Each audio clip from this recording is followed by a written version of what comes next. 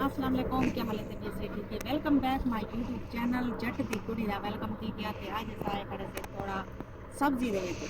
आज तक थोड़ा एक सब्जी का खूबसूरत नज़ारा दिखे कि ताज़ा तरीन सब्जी की होंगी। ते 2 मिनट की वीडियो होंगी है। सारे दोस्तों की गुजारिश है कि 2 मिनट की वीडियो पूरी मुकम्मल वॉच कर दिन। सो साडा न्यू चैनल है ते चैनल को थोड़ा सपोर्ट करें सो ते जुड़ी रहा सो सारी वीडियो नाल। ये नहीं तो पहले ये हैं टिंडे, ये सडे टिंडे असा सडने खीर पेड़े ते खीर पेड़े तो को मैं दिखेनी किलो दिन करके ये थई जो खीर पेड़े असा इन को सडे ने खीर पेड़े ते ये सडे टिंडे ते कैमरामैन जरी कैमरा के ना उठे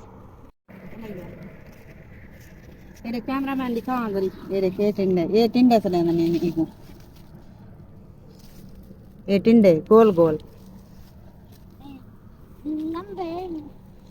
ते माशाल्लाह ताज़ा तरीन सब्जी है। ते उथा डिठे वे के रेडी भी फुल थी निकड़ी पेटी शेटियां जो पेट करके जरा ना वाला बेचण वेंदन।